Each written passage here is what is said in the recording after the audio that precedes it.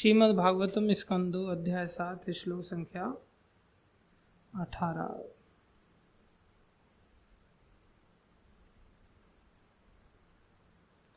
नार्थो बलेरयम् उरुक्रमपादशौचम् नार्थो बलेरयम् आपशिखाधृतवतो विबुधाधिपत्यम्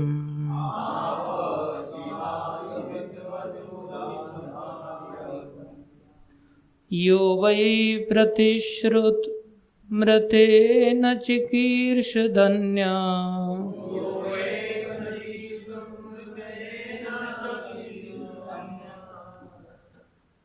आत्मानमंगमनसा हरये अभिमेने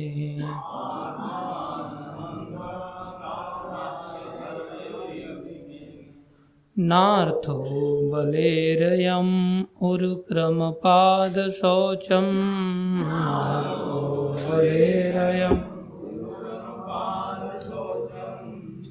आपशिखाधृतवतो विबुधाधिपत्यम्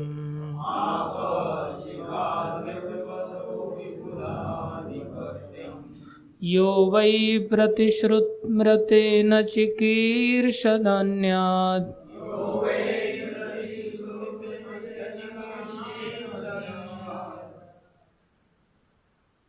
आत्मानमंगमनसा हरये अभिमेने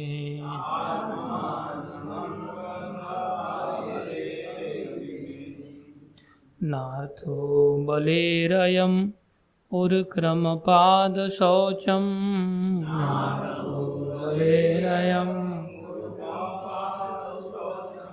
आपशिखाधृतवतो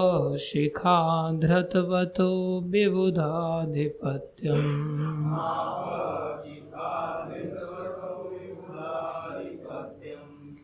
यो वै प्रतिश्रुतमृतेन चिकीर्षदन्यात्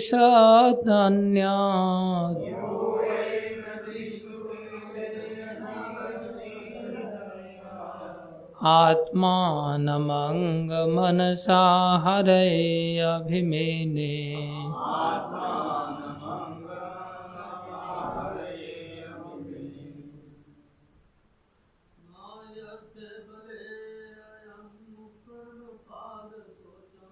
नार्थो बलेरयम् उरुक्रमपादशौचम्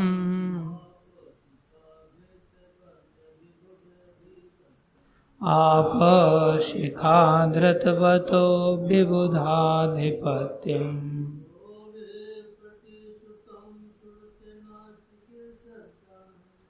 यो वै प्रतिश्रुतमृतेन चिकीर्षदन्यात्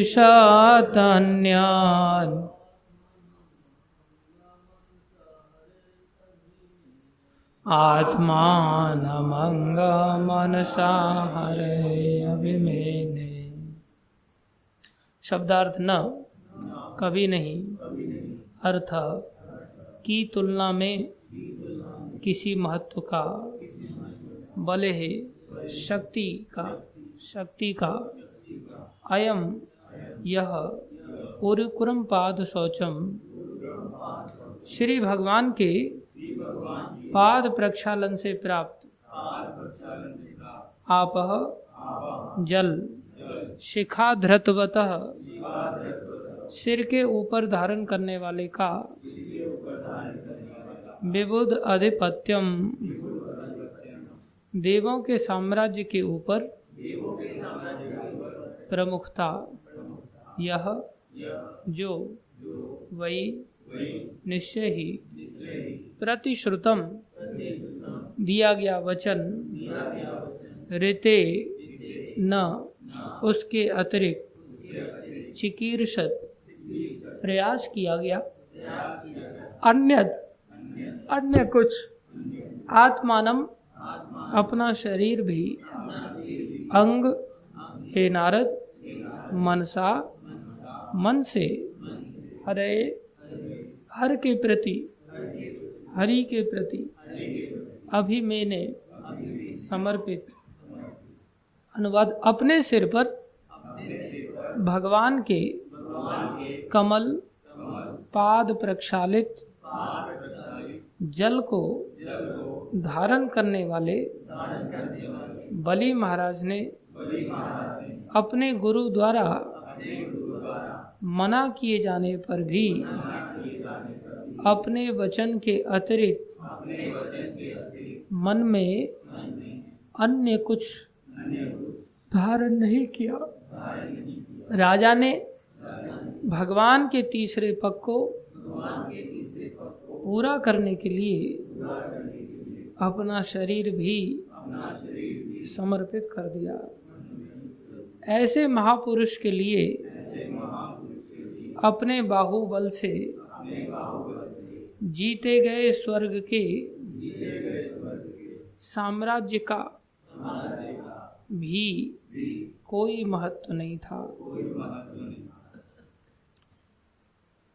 तात्पर्य अर्चनीय वंदनीय प्रातः स्मरणीय जगतगुरु श्रील प्रभुपाद जी द्वारा श्रील प्रभुपाद की जय। बलि महाराज को इतना बड़ा भौतिक त्याग करने के बदले में भगवान की दिव्य कृपा प्राप्त करने से वैकुंठ लोक में स्थान प्राप्त हुआ था, जहां शाश्वत भोग की उतनी ही अथवा उससे भी अधिक सुविधाएं उपलब्ध थी। अतः बाहुबल से जीते गए स्वर्ग के साम्राज्य को त्याग कर उन्होंने कुछ खोया नहीं था। दूसरे शब्दों में, जब भगवान किसी की गाड़ी कमाई को छीन कर बदले में शाश्वत जीवन के लिए अपनी दिव्य भक्ति, आनंद तथा ज्ञान प्रदान करते हैं, तो इसे शुद्ध भक्त पर भगवान की विशेष कृपा समझनी चाहिए। भौतिक संपत्ति चाहे कितनी ही मोहक क्यों न हो, किसी कभी स्थायी नहीं हो सकती। अतः मनुष्य को चाहिए कि स्वेच्छा से ऐसी संपत्ति का परित्याग कर दे।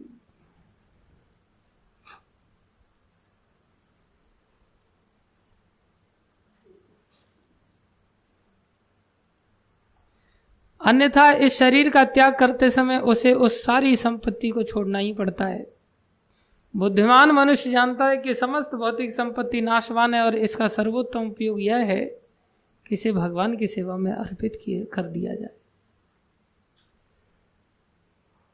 ऐसा मैं नहीं कह रहा हूं, कोई कहे कि मैं किसी को लालच में ऐसे शब्दों का उपयोग कर रहा हूं, मैंने एक शब्द भी इसमें अपनी ओर से नहीं कुछ कहा है। जिससे भगवान प्रसन्न होकर उसे अपने परम धाम में स्थायी निवास दे सके। भगवत गीता के 15वें अध्याय के 5वें 6वें श्लोक में परम धाम की व्याख्या भगवान ने इस प्रकार की है। निर्माण मोहा जित संग दोषा अध्यात्म नित्या विनिवृत्त कामः द्वंद्वैर्विमुक्ता सुख दुःख संज्ञैर्गच्छन्त्यमूढ़ा पदम अव्ययम् तत न तद्भासयते सूर्यो न शाशांको न पावका यद्गत्वा न निवर्तन्ते तद्धाम परमम् मम। जिस मनुष्य के पास इस जगत में घर, भूमि, संतान, समाज, मित्रता तथा संपत्ति के रूप में आवश्यकता से अधिक जितना होता है, वह सब थोड़े समय के लिए उसके पास रहता है। कोई भी माया द्वारा इस भ्रामक सामग्री को स्थायी रूप में नहीं रख सकता। ऐसा मालिक आत्म साक्षात्कार के विषय में अत्यधिक मोहग्रस्त रहता है। अतः मनुष्य के पास या तो बिल्कुल कम हो या कुछ ना हो, जिससे वह बनावटी प्रतिष्ठा से दूर रह सके। हम इस भौतिक जगत में तीनों गुणों से संसर्ग के कारण कलुषित रहते हैं। अतः जो कोई जितना ही इस क्षणिक संपत्ति के बजाय भगवत भक्ति के द्वारा आध्यात्मिक उन्नति करता है, वह उतना ही भौतिक मोहासक्ति से मुक्त रहता है।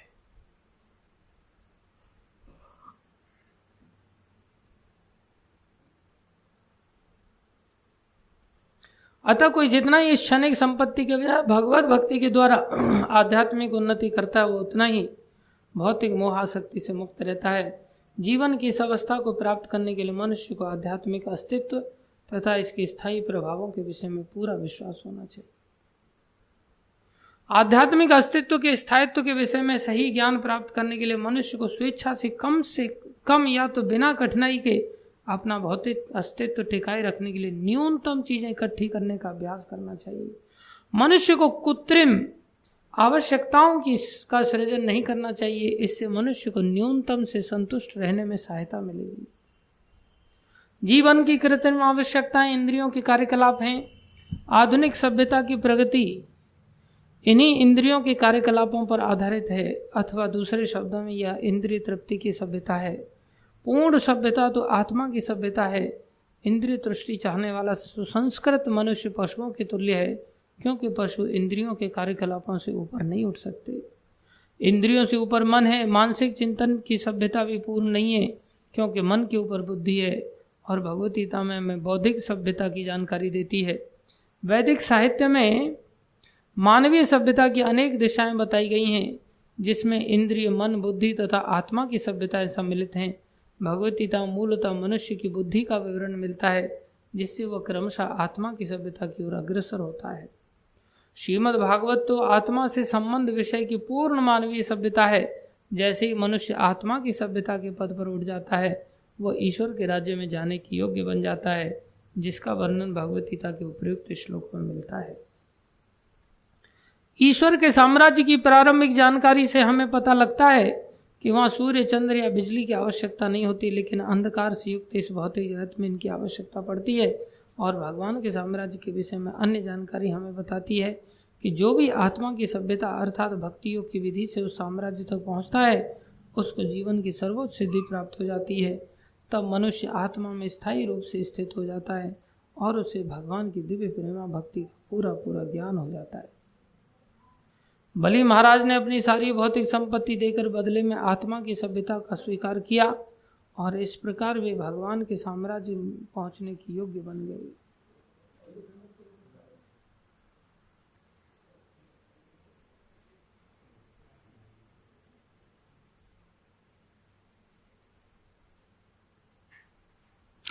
आओ वामन अवतारो, तुम्हारी चर्चा चल रही है।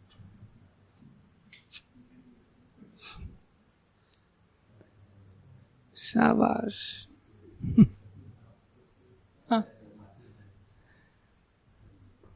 वामन अवतार के प्रसंग में एक अवतार हुए थे या बहुत अवतार हो गए? भगवान ऐसी लीलाएं करते हैं।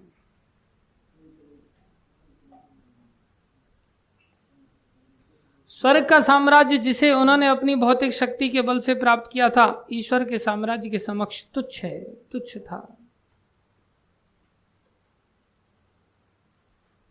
आत्मा की सभ्यता अर्थात भक्ति योग की विधि से उस साम्राज्य तक पहुंचता है, उसको जीवन की सर्वोच्च सिद्धि प्राप्त हो जाती है। तब मनुष्य आत्मा में स्थायी रूप से स्थित हो जाता है और उसे भगवान की दिव्य प्रेमा भक्ति का पूरा पूरा ज्ञान हो जाता है। बलि महाराज ने अपनी सारी भौतिक संपत्ति देकर बदले में आत्मा की सभ्यता का स्वीकार किया, और इस प्रकार वे भगवान के साम्राज्य में पहुंचने की योग्य हो गए। स्वर्ग का साम्राज्य जिसे उन्होंने अपनी भौतिक शक्ति के बल से प्राप्त किया था, ईश्वर के साम्राज्य के समक्ष तुच्छ था। जो लोग इंद्रिय तुष्टि के लिए बनी भौतिक सभ्यता के सुख साधनों को प्राप्त कर चुके हैं, उन्हें बलि महाराज के पद चिन्हों का अनुसरण करते हुए भगवत धाम प्राप्त करने का प्रयास करना चाहिए। जिन्होंने अपने अर्जित भौतिक समृद्धि के बदले में भक्ति योग की विधि स्वीकार की, जिसकी संस्तुति भगवद गीता में है और विस्तृत व्याख्या श्रीमद् भागवतम में है। ओम अज्ञानं तिमिरन्धस्य ज्ञानञ्जनशलाकया चक्षुरुन्मीलितं येन तस्मै श्रीगुरुवे नमः। श्रीचैतन्यमनोभीष्टं स्थापितं येन भूतले स्वयं रूपकदा मह्यं ददाति स्वपदान्तिकम्। वन्देऽहं श्रीगुरु श्रीयुतापदकमलं श्रीगुरुन् वैष्णवांश्च श्रीरूपं साग्रजातं सहगना रघुनाथान्वितं तं सजीवं साद्वैतं सावधूतं परिजनसहितं कृष्णचैतन्यदेवं श्रीराधा कृष्णपदां सहगणललिता श्रीविशाखान्वितांश्च। हे कृष्ण करुणा सिंधु दीनबंधो जगतपते गोपेश गोपीकांत श्री राधा कांत नमस्तुते। तप्त कांचन गौरंगी राधे वृंदावनेश्वरी वृषभानुसुते देवी प्रणमामि हरिप्रिये। वाञ्छाकल्पतरुभ्यश्च कृपा सिन्धुभ्यैव च पतितानां पावनेभ्यो वैष्णवेभ्यो नमो नमः। जय श्री कृष्ण चैतन्य प्रभु नित्यानंदा श्री अद्वैत गदाधर शिवासादि गौर भक्त वृंदा। हरे कृष्णा कृष्णा कृष्णा हरे हरे, हरे राम राम राम हरे हरे। हरे कृष्णा कृष्णा कृष्णा हरे हरे, हरे राम राम राम हरे हरे। हरे कृष्णा कृष्णा कृष्णा हरे हरे, हरे राम राम राम हरे हरे। गुरुवे गौरचंद्राय राधिकाय तदालये, कृष्णाय कृष्ण भक्ताय तद्भक्ताय नमो नमः।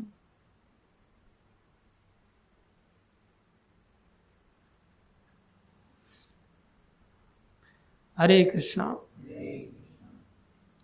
आप सभी भक्तों का हार्दिक अभिनंदन है, स्वागत है।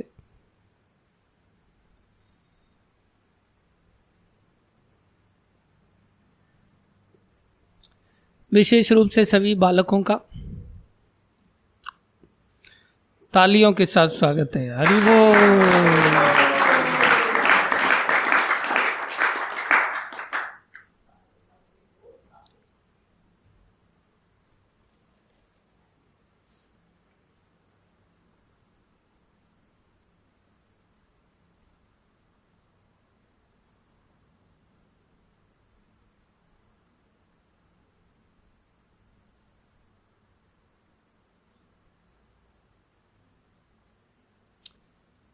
गुरु वैष्णवों की दया से जो कुछ कहें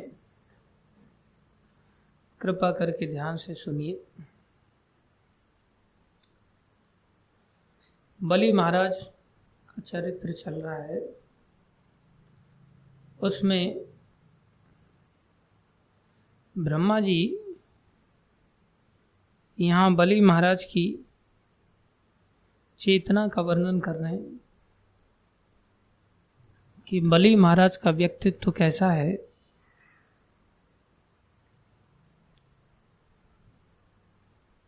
देखो, शास्त्र कहता है कि जिस प्रकार से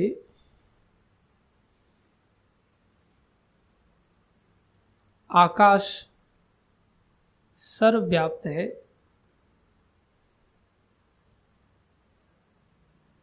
आकाश को कहीं से लाना नहीं पड़ता, कहीं से किसी में डालना नहीं पड़ता। जो अन्य वस्तु है उसको यदि रिक्त कर दिया जाए तो आकाश स्वयं में भी उसमें प्रवेश कर जाता है। जैसे किसी वस्तु में कोई लोटा है और उसमें अगर पानी भरा हो तो उसमें आकाश अगर आपने डालना है तो क्या करना पड़ेगा? आकाश को ऊपर से डालना पड़ता है क्या? क्या करना पड़ेगा? पानी खाली करना पड़ेगा। पानी खाली करते ही लोटे के अंदर क्या प्रवेश कर जाएगा? वायु प्रवेश कर जाएगी।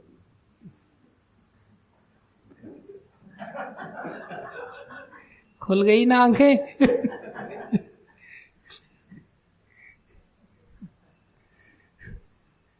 लोटे के अंदर से पानी को निकाला जाए तो क्या प्रवेश कर जाएगा? वायु प्रवेश कर जाएगी। वायु सूक्ष्म है,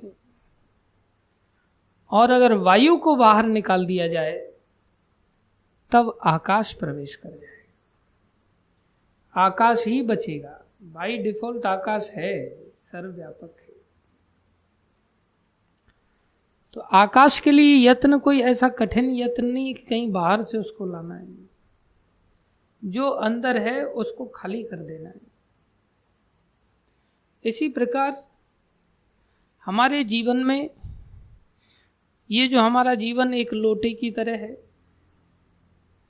इसमें हमने संसार की बहुत सारी वस्तुओं को भर लिया है।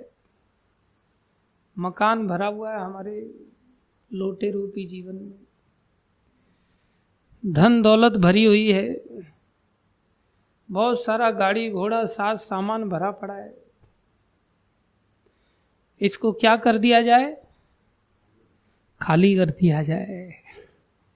बैंक बैलेंस भरा पड़ा है इस लोटे जीवन में, गहने भरे पड़े हैं, कुछ घर में रखे हुए हैं, कुछ कानों में लटका के घूम रहे हैं, कुछ गले में लटका करके घूम रहे हैं। इन सब को लोटे से क्या निकाल दिया जाए? इनको खाली कर दिया जाए।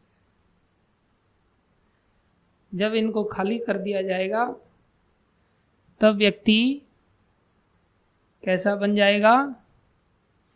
निर्धन बन जाएगा। कैसा बन जाएगा?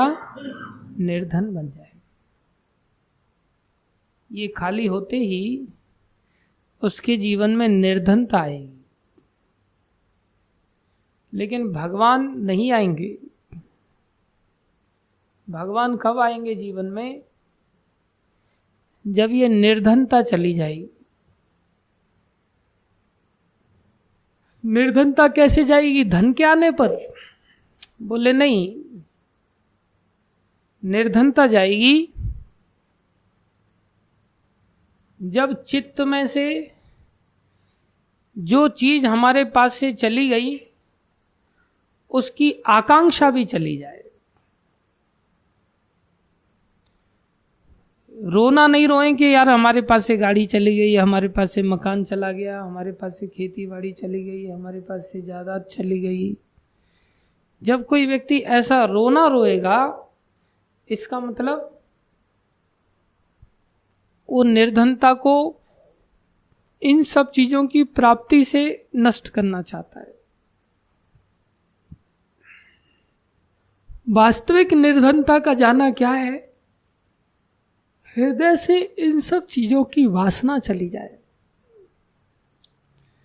जो निर्धनता है वो तो अपने आप आई ना, बची निर्धनता जैसे वायु प्रवेश कर गई।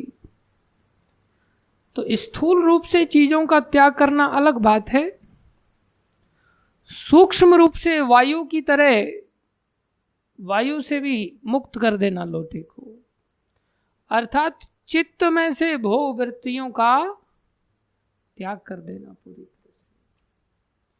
तब चित्त में अकिंचनता आएगी। क्या आएगी? अकिंचनता आएगी। वो वास्तविक अकिंचनता है। जैसे ही ऐसी अकिंचनता आ जाएगी तत्क्षण कुंती माता कहती है कि उसको भगवान की प्राप्ति हो जाएगी। जो सर्वव्यापी आकाश है जैसे प्रवेश कर जाता है वायु के न होने पर, ऐसे ही चित्त में जब अकिंचनता आ जाती है तो भगवान का प्रवेश हो जाता है। क्योंकि भगवान को नमो अकिंचन वित्ता है। अकिंचनों के वित्त हैं भगवान, अकिंचनों के धन हैं भगवान। तो स्थूल दृष्टि से चीजों का ना होना ये गरीबी है, निर्धनता है। निर्धन व्यक्ति भगवान को प्राप्त करने का अधिकारी नहीं होता।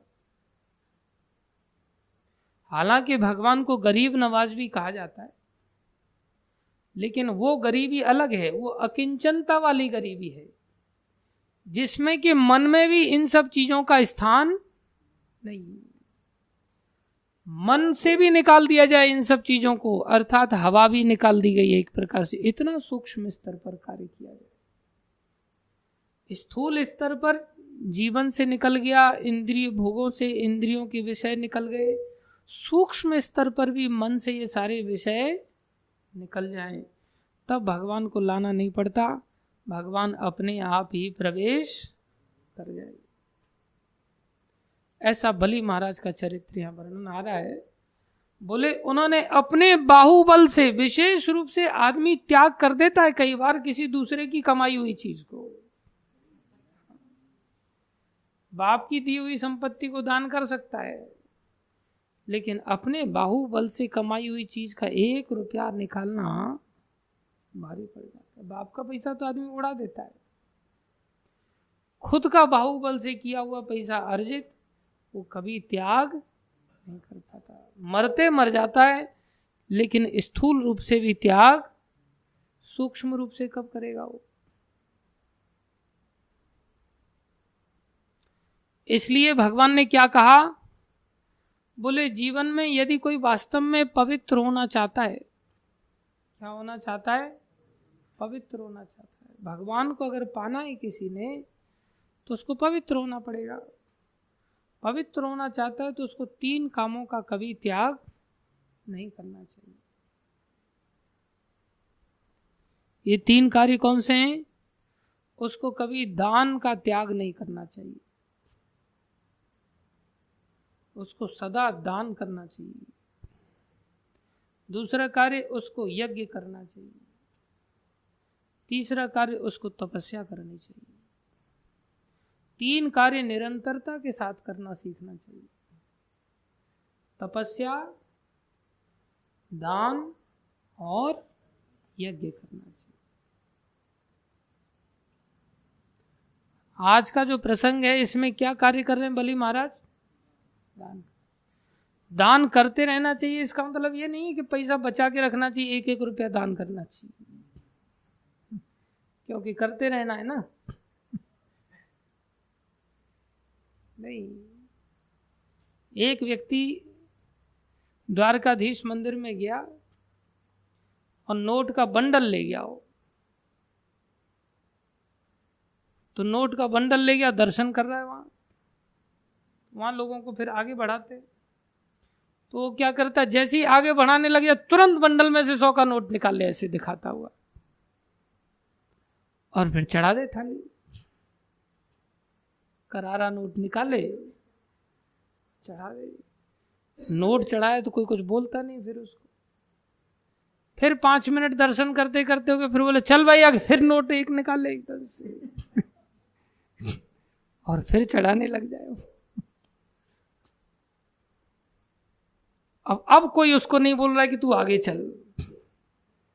5 मिनट जैसे ही होने लगते खुद से ही नोट निकालता है और दिखाता है और चढ़ाता है। ये अलग प्रकार का दान है। ये दान, हालांकि वो दर्शनों का लोभी है, अच्छी बात है, लेकिन उसमें प्रतिष्ठा की भी लालसा है, उसमें प्रतिष्ठा का दोष प्रवेश कर जाता है। उसमें अपनी कामना के साथ कार्य हो रहा है कि मुझे दर्शन चाहिए, दर्शन का मुझे अधिकार ऐसे मिलेगा। ये भी आत्म सुख अनुसंधान है। अपने सुख के लिए, अपनी आत्मा के सुख के लिए अपने स्वार्थ है। ये सेवक शुचि सेवक नहीं कहलाते। शुचि सेवक तो उसको कहते हैं कि पहली बार दान करने चले उसी में सब खत्म हो जाए, पता ही नहीं चले कुछ है बचा हुआ है अभी अपने पास। समझ रहे हैं? जैसे बलि महाराज यहाँ कर रहे हैं, समझ रहे राजा राम?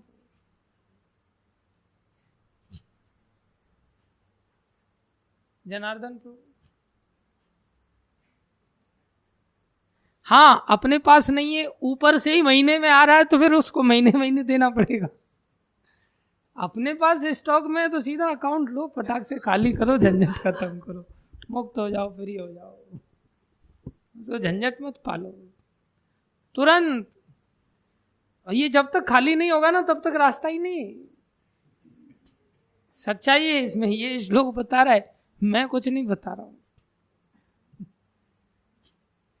अपनी मेहनत का किया हुआ यहाँ का तो तुच्छ चीजें, यहाँ की क्या औकात है। स्वर्ग को कमाया हुआ उन्होंने, पाताल लोक आदि सब, पूरी त्रिलोकी उनके वश में थी, एक प्रकार से सब दे दिया, एक ही झटके में दे दिया। और कैसे दिया? ऐसे दिया कि भगवान मिल गए। देने देने में भी अंतर होता है। बोले भगवान कैसे देने पर मिलते हैं? जब बोले सात्विक रूप से दान किया जाए, कैसे दान किया जाए? सात्विक रूप से दान किया जाए। दान भी 3 तरह के होते हैं, देना तो है ही, अब आप कैसे देते हो ये आपके ऊपर है। अगर सात्विक दान देते हो तो ऐसा हो जाएगा कि आपको भगवान मिल जाएंगे, क्योंकि सात्विक दान में आपके हृदय से भी चीज अपने आप निकल जाएगी, मन से भी निकल गया, नहीं तो बहुत कठिन हो जाएगा। सात्विक दान की परिभाषा भगवान कह रहे 3 चीजें करते रहो जब तक घट में प्राण। दान के बारे में बता रहे हैं भगवान, जो यहां बलि महाराज ने दिया। दातव्यम इति यद्दानम, क्या कह रहे हैं? दातव्यम इति यद्दानम दीयते अनुपकारिणे। दातव्य व्यक्ति को दान देना चाहिए, अर्थात योग्य व्यक्ति को दान देना चाहिए। किसको देना चाहिए? योग्य व्यक्ति को। ये नहीं कि घर वाले इसको कह रहे थे इसलिए मैंने उसको दिया, गुरुजी उसको कह रहे थे इसलिए मैंने उसको दिया। नहीं, गुरुजी तो यहां मना कर रहे हैं, फिर भी दिया, क्योंकि सबसे बड़ी योग्यता भगवान के अंदर है। भगवान भिक्षुक बन के आए, दूसरी योग्यता किसके अंदर होती है? फिर वही बात आ जाती है, भक्तों के अंदर वो योग्यता होती है। भक्त लोग भगवान के प्रतिनिधि हैं, क्या कर सकते हैं। बोले दान दो, अगर भगवान नहीं है तो भक्त हैं, भक्तों को दे दो, तत्क्षण दे दो, कुछ मत बचा के रखो, ऐसा भगवान कह रहे हैं। क्या कह रहे हैं? दातव्यम इति यद्दानम, कैसे देना चाहिए दान?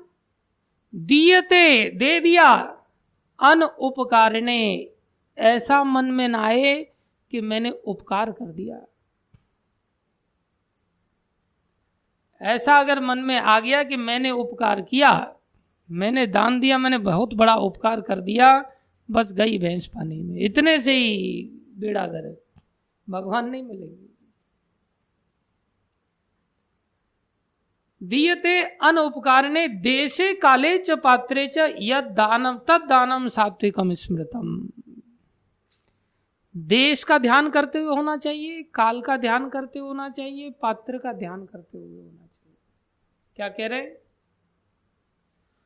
जो दान कर्तव्य समझकर किसी प्रत्युपकार की आशा के बिना समुचित काल स्थान में और योग्य व्यक्ति को दिया जाता है, वह सात्विक माना जाता है, वो दान सात्विक माना जाता है। क्या कर्तव्य? कर्तव्य मतलब भगवान ने आदेश दिया 3 काम करते रहना, एज ए ड्यूटी करते रहना। कौन कौन से 3 काम? यज्ञ, दान और तपस्या। 3 काम एवरीडे बेस पर करना, जिसमें दान अत्यंत अवश्यम भावी है। इसको निरंतर करना, कर्तव्य समझ के करना। मेरा काम है दान करना, मैंने आज दान नहीं दिया, ऐसा सोचना चाहिए। सुबह से पानी पिया, सांस लिया, सब कुछ किया, दान नहीं दिया सुबह से अभी तक। भगवान, सन्यासियों को भी दान देना चाहिए। जो सन्यासी व्यक्ति वो भी दान देते हैं, नियम है ये। भगवान दान देते हैं, ब्राह्मण लोग दान देते हैं। दान देना बहुत आवश्यक है। प्रभुपाद जी अगर बोले ऐसे दान दोगे, कर्तव्य समझ के दान दोगे, तो मतलब तुम्हारी आसक्ति नहीं है।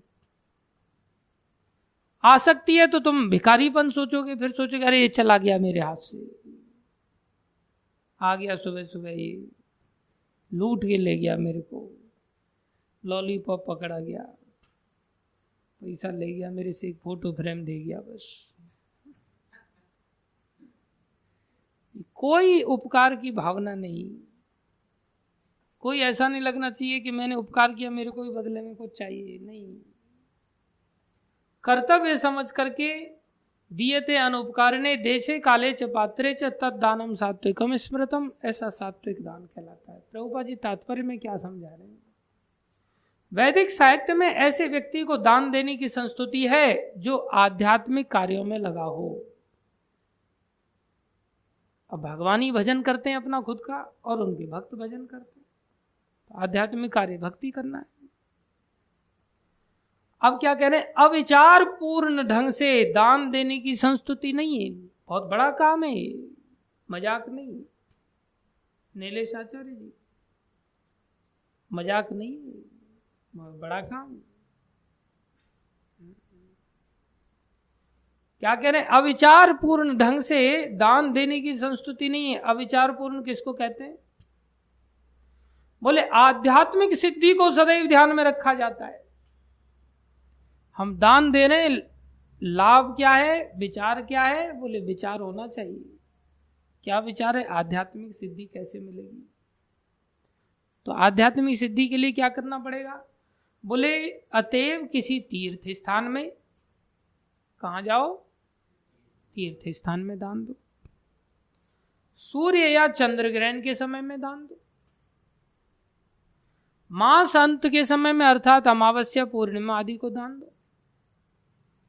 या योग्य ब्राह्मण, योग्य ब्राह्मण देखो जो ब्रह्म को जानता हो, अथवा वैष्णव भक्त को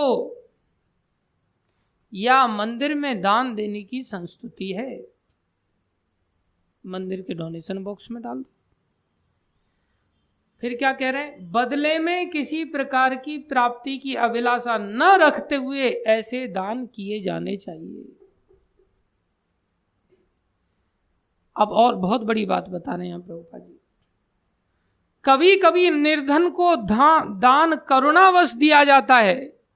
कभी कभी निर्धन को दान करुणावश दिया जाता है, ये सोच के बेचारे के कपड़े फटे हुए हैं। जय राधा कांत भाई,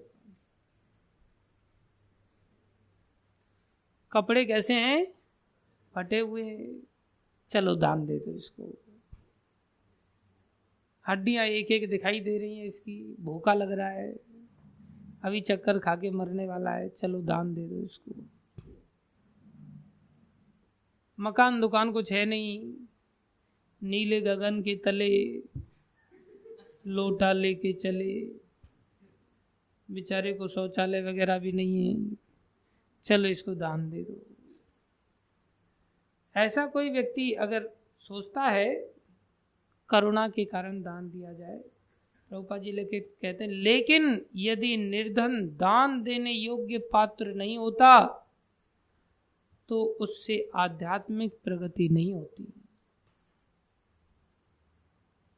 ऐसा निर्धन भी यदि ब्राह्मण नहीं है, ठीक, ऐसा निर्धन यदि वैष्णव नहीं है, आध्यात्मिक कार्य में नहीं लगा हुआ है, तो ऐसे गरीब को दान देने से भी आध्यात्मिक उन्नति नहीं होती।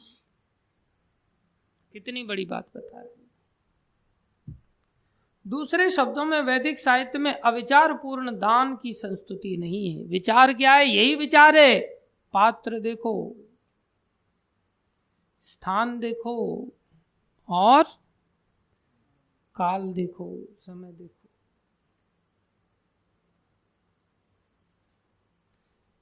ऐसा दान करोगे तो हृदय से होगा, हृदय से होगा तो हृदय में कुछ नहीं बचेगा। इंद्रियों से भी सब चीजें चली जाएंगी, मन के अंदर से भी सब चीजें चली जाएंगी, फिर भगवान ही बचेंगे और भगवान अपने आप आ जाएंगे। भगवान को कहीं से लाना नहीं पड़ेगा। दूसरा है राजसी दान। दान तो दिया लेकिन राजसी कब हो जाएगा?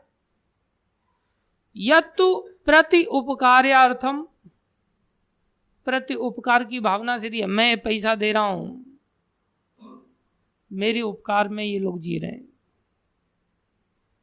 फलम उद्देश्य वा पुनः, उपकार तो किया, मतलब ऐसा उपकार के साथ कोई करता है ना तो उसमें एक अलग ऐंठ आ जाती है। ध्यान दो, सात्विक दान में क्या होता है, जब आप किसी को दान दे रहे हो और उपकार की भावना नहीं है तो आप छोटा फील करोगे या बड़ा फील करोगे? छोटा फील करोगे ना। जिसको दे रहे हो वो उसको कैसा मानोगे? बड़ा। समझ रहे हो? और जब उपकार की भावना आ जाएगी तब कैसा फीलिंग होगा? हम बड़े हैं, सामने वाला छोटा है। ऐसी भावना आ जाएगी। ऐसी भावना 2-4 रुपए में, 100-200 रुपए में नहीं आती, 2-4 लाख रुपए में तो आ जाती। और फिर वो क्या कहेगा पता है, महाराज भेज दीजिए किसी साधु को, ले जाए यहां से मेरे से चेक, मतलब यहां भेज दीजिए, मैं यहां से चेक दूंगा। और साधु लोग भी बेचारे उपकार तले दब जाते, वो भी चले जाते, जबकि उसको आना चाहिए। बहुत बड़ा अंतर हो जाता है।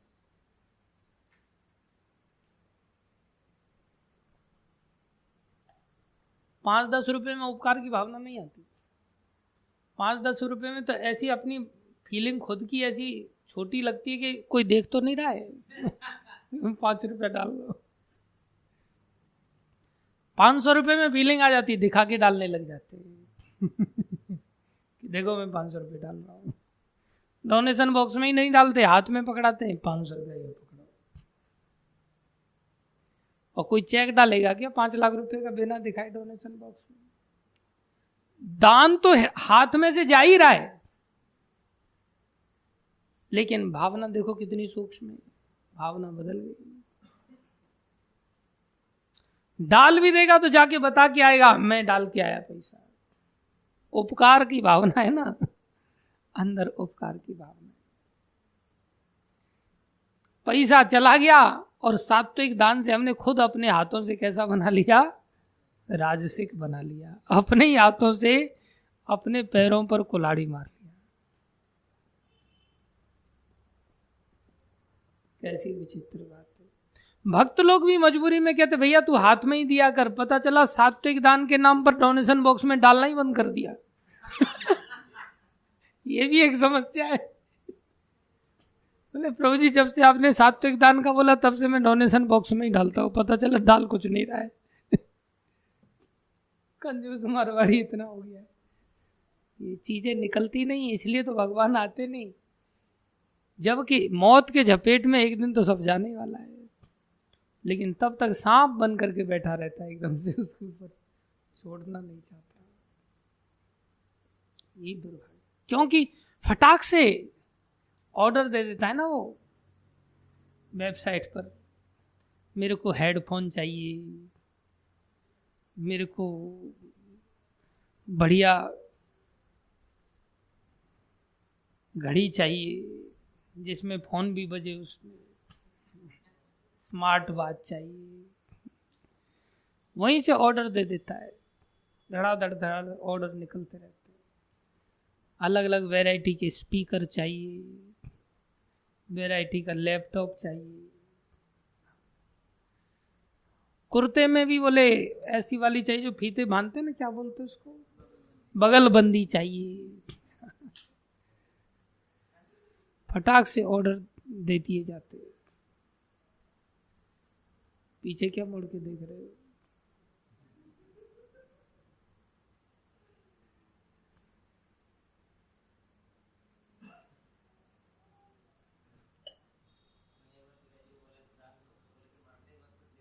हाँ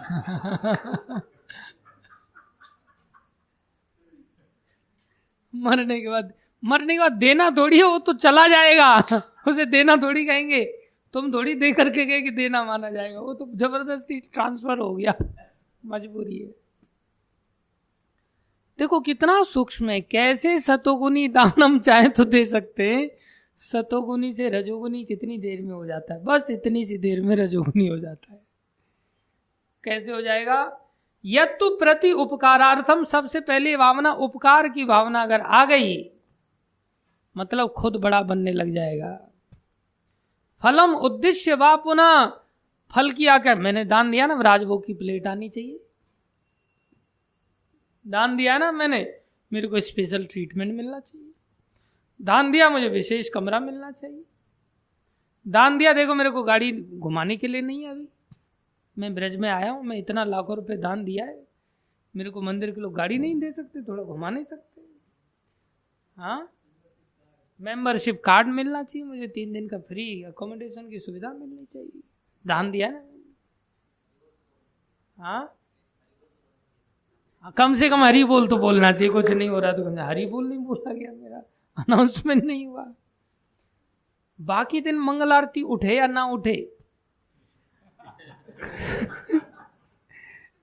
लेकिन जिस दिन दान देने के बाद हरि बोल बोलना होगा ना, उस दिन ऑनलाइन भी सुनेगा मेरा अनाउंसमेंट हो रहा है कि नहीं हो रहा है मंदिर के अंदर। जैसे अनाउंसमेंट होने से क्या हो जाएगा उसके पास, लेकिन भक्त लोग बेचारे वीडियो कॉल करके दिखाते, देख भैया तेरा अनाउंसमेंट हो रहा है, महामंत्र बोला गया है तेरे लिए, हरि बोल बोला गया है।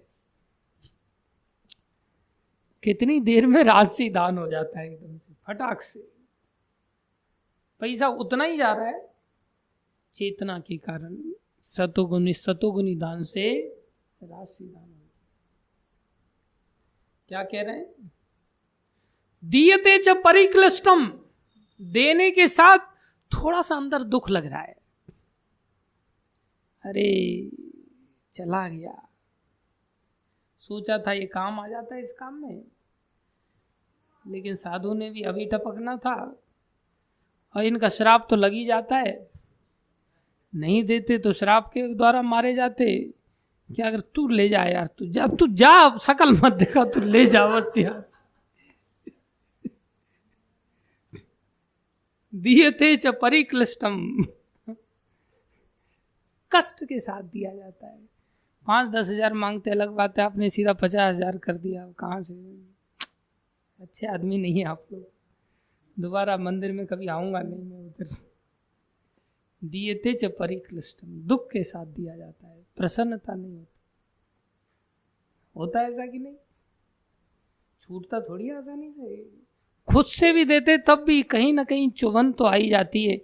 अच्छा था यार, पॉकेट में पर्स में पड़ा हुआ था, किसी काम तो ऐसा कम हो गया, इस संग आंकड़ा कम हो गया, आंकड़ा बढ़ते जा रहा था, कुछ मिला भी नहीं, किसी को दिया भी नहीं, सामने वाले ने कुछ देना भी नहीं लौटा करके, आंकड़े में बट्टा लग गया। दीयते च परिक्लिष्टम दानम तद दानम राजसम स्मृतम, बोले वो दान राजसी दान। बलि महाराज की यही विशेषता थी कि हम तो बहाना ढूंढेंगे ना, मैं तो दे रहा था लेकिन गुरुजी ने मना कर दिया, मैं क्या करता, गुरुजी ने मना कर दिया। गुरु से बढ़कर मैं घर वालों के मना करने पे थोड़ी ना मैं रुका, किसने मना किया? गुरुजी ने मना किया। यहां गुरु के मना करने पर भी बोले नहीं मैं दूंगा। और कैसी विचित्र बात, रत्नमाला के चित्त में ये बात आ गई थी कि कैसा कपटी है,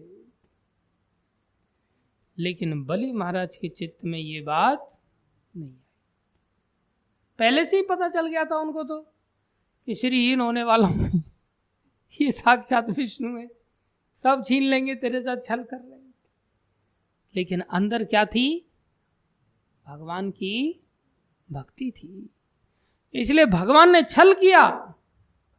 छल करने पर भी अंदर क्लिष्ट भाव नहीं आया। हमारे साथ अगर ऐसा छल हो जाए ना कि हमें बहुत मीठी मीठी बात करके और हमसे ले लिया जाए और बाद में फिर एकदम से कड़क आवाज के साथ बोला जाए चल भाग यहां से, तो हम कहें यूज एंड थ्रो पॉलिसी अपनाते ये लोग। ये लोग कैसे हैं? यूज एंड थ्रो पॉलिसी अपनाते हैं, बहुत घटिया लोग हैं। कभी ऐसे लोगों को दान धर्म नहीं करना चाहिए। और भगवान ने क्या किया?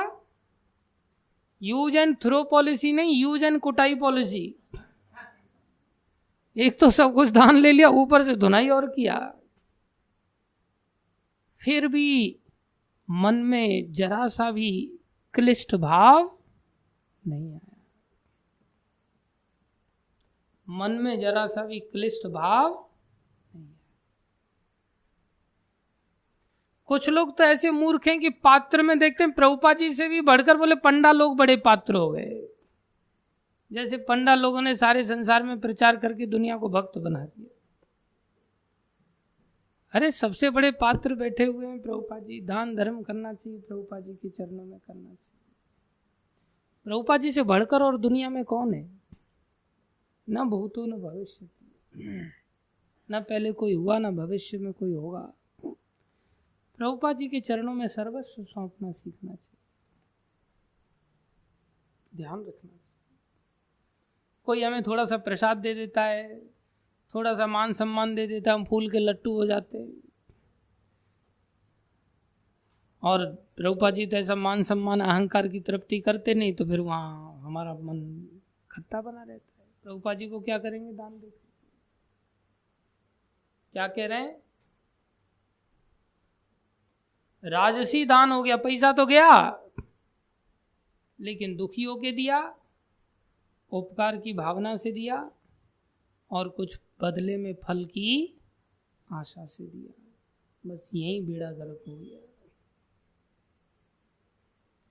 तीसरा दान,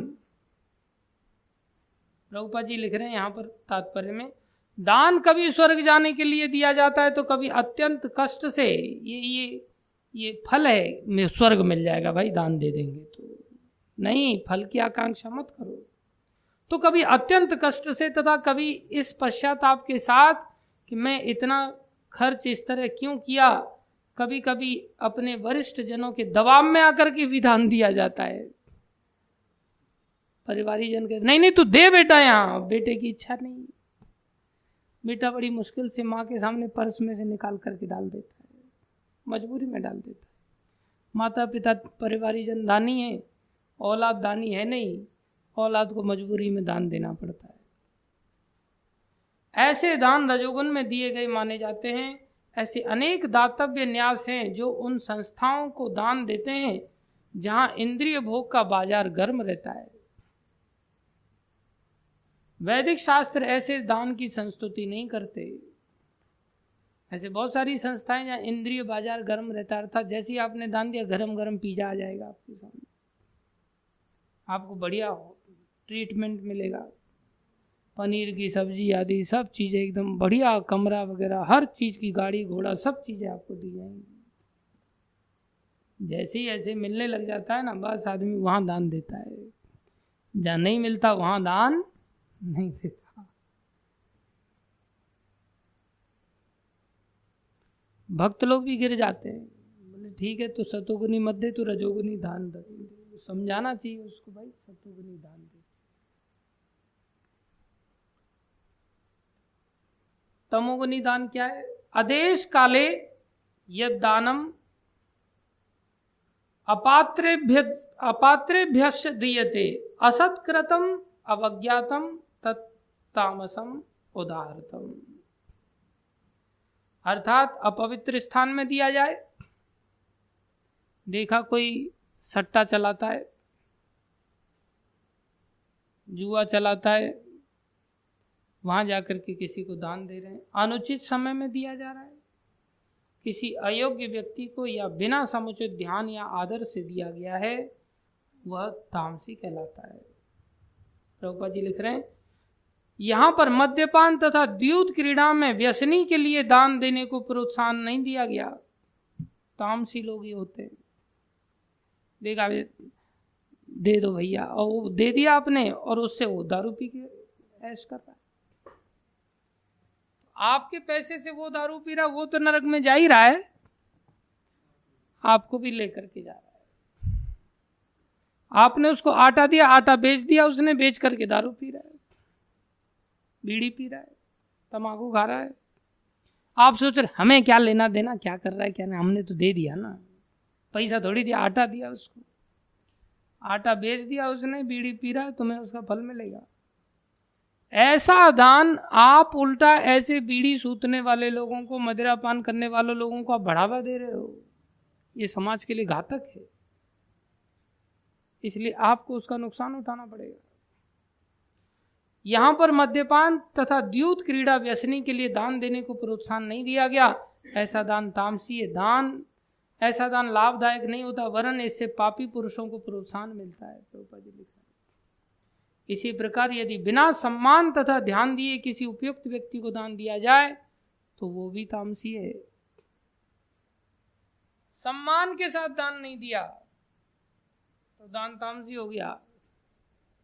कोई आया फेंक दिया एकदम, ले अरे दे ही रहे हो, ज़्यादा नहीं दे रहे हो। कई बार ऐसी स्थितियां बन जाती। एक ब्रह्मचारी एक दुकानदार के पास गया तो उसने ड्रॉवर में से चवन्नी निकाली, चवन्नी, और वो भी रोड पर फेंक के दिया, चल भाग यहां से लेकर के। अब ब्रह्मचारी को कैसा बीत रहा हुआ अंदर से, कितनी अहंकार को चोट पहुंची होगी। ऊपर से पी गया वो क्रोध को, बोला नहीं, सहन कर लिया, चवन्नी तो उठा ली उसने, चला गया। अगर वो सम्मान के साथ उतनी चवन्नी दे देता, बस ज्यादा नहीं देना था, सिर्फ आइए महाराज ये लीजिए, भगवान की सेवा में मैं इतना ही दे सकता हूं, आप इसे लगाइए। अगर ऐसा सम्मान के साथ सिर्फ चवन्नी दे देता तो उसकी आध्यात्मिक सुकृति की शुरुआत हो जाती। आध्यात्मिक सुकृति की सतोगुणी दान हो जाता। चवन्नी भर तो भगवान अंदर आ जाते। सर्वस्व दान देगा तो भगवान सारे ही आ जाएंगे। नहीं दान देगा, चवन्नी सम्मान के साथ चवन्नी दे देगा, बस चवन्नी भर भगवान आ जाएंगे। वहां से शुरुआत हो जाएगी भक्ति। इसलिए ध्यान दें, बिना ध्यान के, बिना जानकारी के और बिना सम्मान के दिया हुआ दान भी तामसी दान होता है। वो दान किसी काम के नहीं होते इतने, जितना सतोगुनी दान है जो यहाँ बलि महाराज ने दिया, और अपने मेहनत से किया हुआ अर्जित स्वर्ग आदि जैसा साम्राज्य भी उन्होंने अत्यंत तुच्छ समझ करके दे दिया, और बदले में भगवान की भक्ति प्राप्त हुई। सात्विक दान का यही फल है कि हम सभी भक्ति प्राप्त कर सकते। धन्यवाद सभी भक्तों का। भागवत महापुराण की जय, जगत गुरु श्रील प्रभुपाद की जय, श्री गुरु महाराज की जय, अनंत कोटि वैष्णव वृंद की जय। और कोई अगर ऐसी महिमा सुनने के बाद भी दान ही नहीं करता, दान का निकाल रहा है कुछ इसके लिए, हाँ क्लास के बाद जगन्नाथ जी का प्रसाद ले लो भाई। एकादशी की अपरा कथा पढ़ते थे, अपरा एकादशी की कथा पढ़ते थे, कल नहीं पढ़ पाए थे। मैं सोचा कुछ दान धर्म कर रहा था।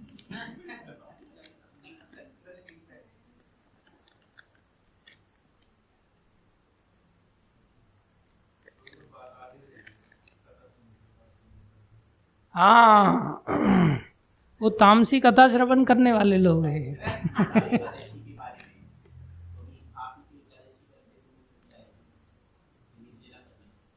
वैसे तो निर्वायु करनी चाहिए, जो नहीं कर सकता निर्वायु से निर्जल करना चाहिए, जो निर्जल नहीं कर सकता उसको जला करना चाहिए, जो जला भी नहीं कर सकता उसको फला करना चाहिए, फला नहीं कर सकता उसको फिर अन्य चीजें ग्रहण करनी चाहिए।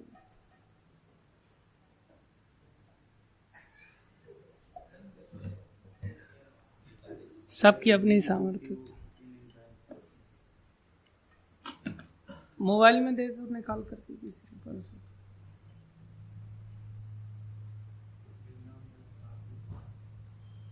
क्या है, डिसअपियरेंस डे? आविर्भाव दिन उनका है कुछ लिखा हुआ चरित्र?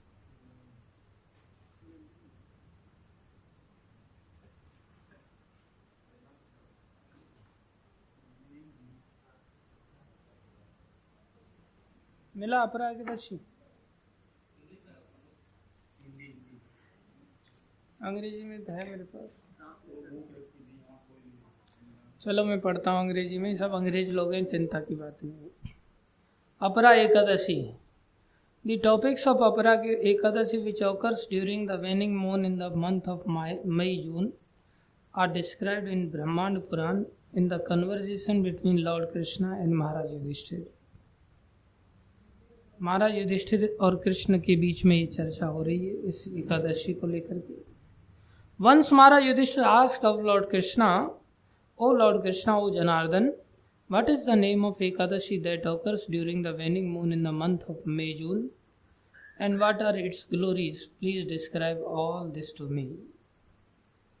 हे भगवान श्री कृष्ण, हे जनार्दन, आप कृपा करके मई जून के महीने में आने वाली कृष्ण पक्ष की इस एकादशी का वर्णन कीजिए। कृष्ण पक्ष ना, वेनिंग moon. Lord Krishna replied, O Maharaj Yudhishthira, you have asked me the intelligent question that is actually beneficial for everyone. आपने बहुत महत्वपूर्ण प्रश्न किया जो सबके लिए कल्याणकारी है। The name of this Ekadashi is Apara. इस एकादशी का नाम अपरा है। O King, this Ekadashi awards the tremendous amount of piety to those who observe it and destroy all their sinful reactions. जो इसको पालन करता है उसको अनंत पुण्य की प्राप्ति होती है और समस्त पापों का नाश होता है। By observing this Apara Ekadashi,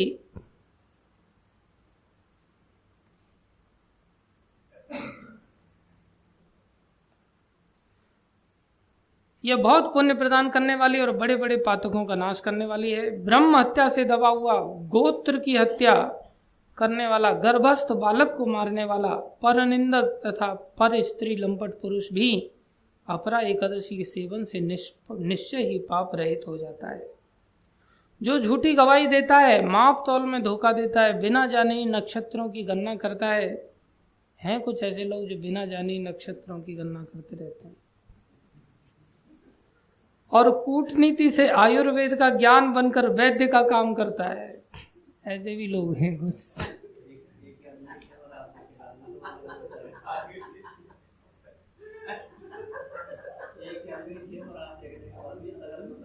हाँ, वही तो।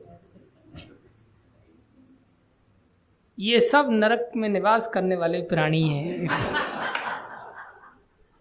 परंतु अपरा एकादशी के सेवन से ये भी पाप रहित हो जाते हैं। सब ऐसे बोल रहे हैं जैसे उन्होंने गलत तो कभी तोला ही नहीं है।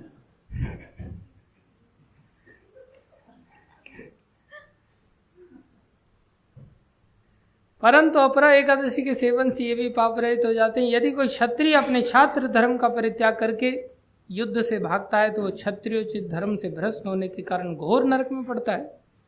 जो शिष्य विद्या प्राप्त करके स्वयं ही गुरु निंदा करता है वह भी महापातकी पापों से युक्त होकर भयंकर नरक में गिरता है। किंतु अपरा एकादशी के सेवन से ऐसे मनुष्य भी सदगति को प्राप्त होते हैं।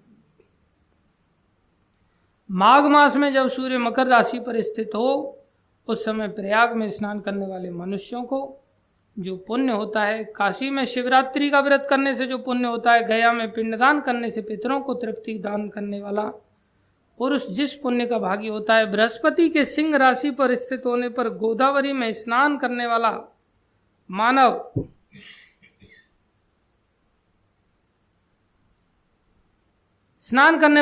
जिस फल को प्राप्त करता है, बद्रिकाश्रम की यात्रा के समय भगवान केदार के दर्शन से तथा बद्री तीर्थ के सेवन से जो पुण्य फल प्राप्त होता है, तथा सूर्य ग्रहण के समय कुरुक्षेत्र में दक्षिणा सहित यज्ञ करके हाथी घोड़ा और स्वर्ण दान करने से जिस फल की प्राप्ति होती है, अपरा एकादशी के सेवन से भी मनुष्य वैसे ही फल प्राप्त करता है।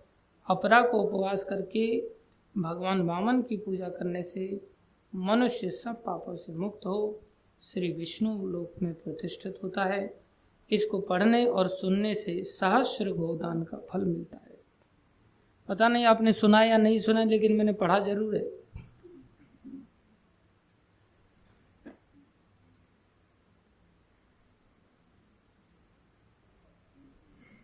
ये भी दान में आ गया, ये भी दान में आ गया।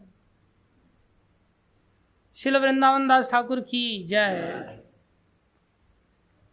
बड़े महान आचार्य हैं वृंदावन दास आचार्य, जिनकी दया से चैतन्य भागवत संसार में प्रकट हुआ। श्रील वृंदावन दास ठाकुर की माता श्री नारायणी देवी थी, जो श्रीवास पंडिता की भतीजी थी। अपने श्री चैतन्य भागवत में वृंदावन दास ने वर्णन किया है कि कैसे उनकी माँ ने श्री गौर सुंदर के स्नेह पूर्ण उत्साह को प्राप्त किया। नारायणी देवी को महाप्रभु के भोजन के पूरे अवशेष प्राप्त हुए। हालांकि वह केवल एक असंवेदनशील बच्ची थी, उन्होंने इस तरह से उस पर दया की। नारायणी पहले बहुत छोटी थी। साथ ही इस दया के परिणाम स्वरूप श्री वृंदावन दास ठाकुर, जिनका जीवन और आत्मा श्री गौरांग नित्यानंद थे, ने उनके गर्भ से जन्म लिया। उसने अपने पिता के नाम का उल्लेख नहीं किया। ऐसा माना जाता है कि कुमार हट्टा में नारायणी देवी का विवाह किसी से हुआ था। हालांकि जब वो अभी भी बच्चे को अपने गर्भ में ले रही थी, तब वह विधवा थी। अपने पति के खोने के कारण गरीबी की स्थिति के आने के बाद उन्होंने अंततः मामगाछी में श्री वसुदेव दत्त ठाकुर के घर में शरण ली, जहां उन्होंने गृह कार्य में मदद की। यहाँ वृंदावन दास ने अपनी पढ़ाई शुरू की। श्री चैतन्य भागवत की प्रस्तावना में श्री भक्ति सिद्धांत सरस्वती ने लिखा है, नारायणी देवी ने अपने बच्चे को श्री मालिनी देवी के पिता के घर में पाला, जहां उन्होंने आश्रय स्वीकार किया था। वृंदावन दास का जन्म महाप्रभु के संन्यास लेने के 4 साल बाद हुआ था। जब महाप्रभु गायब हुए तब उनकी आयु 20 वर्ष से अधिक नहीं रही होगी। उन्हें श्री नित्यानंद प्रभु द्वारा दीक्षा दी गई थी और जाहिर तौर पर वे अंतिम शिष्य थे जिन्हें श्री नित्यानंद ने स्वीकार किया था। वे श्री जानवी माता के साथ खेतुरी महामहोत्सव में गए थे। श्री कृष्णदास कविराज गोस्वामी ने श्री चैतन्य महाप्रभु की लीलाओं के वेद व्यास के रूप में वृंदावन दास ठाकुर की महिमा मंडन किया है। श्रीमद् भागवत में वेद व्यास द्वारा कृष्ण की लीलाओं का वर्णन किया गया है। वृंदावन दास श्री चैतन्य लीलाओं के वेद व्यास हैं। उन्होंने चैतन्य मंगला की रचना की है, जो इसे सुनने वालों के लिए किसी भी अशुभता को नष्ट कर देता है, ताकि हम चैतन्य की महिमा को समझ सकें। निताई श्रीमद् भागवत में वर्णित भक्ति सेवा के निष्कर्मों का सार और कृष्ण भक्ति के बारे में निष्कर्मों की सीमा, उन्होंने मानव जाति के उत्थान के लिए इस महान साहित्य की रचना की है। इस तरह के काम की रचना करना मनुष्य के लिए बोधगम्य नहीं है, इसलिए हम समझ सकते हैं कि स्वयं श्री चैतन्य उनके माध्यम से बोल रहे हैं। मैं उस व्यक्ति के चरण कमलों में लाखों लाखों बार अपनी श्रद्धा अर्पित करता हूँ, जिससे हमें ऐसा शास्त्र दिया जो पूरे विश्व का उद्धार कर सकता है। वृंदावन दास ठाकुर का श्रीपाद, जहाँ श्री श्री गौर निताई कि उनकी पूजनीय देवता अभी भी निवास कर रहे हैं, दैनूर में है। दैनूर नवद्वीप से बस द्वारा पहुंचा जा सकता है। बोलो वृंदावन दास ठाकुर की जय। शिल प्रभुपाद की जय। अनंत कोटि वैष्णव वृंद की, आप सब भक्तों की जय। अनंत कोटि वैष्णव वृंद की जय।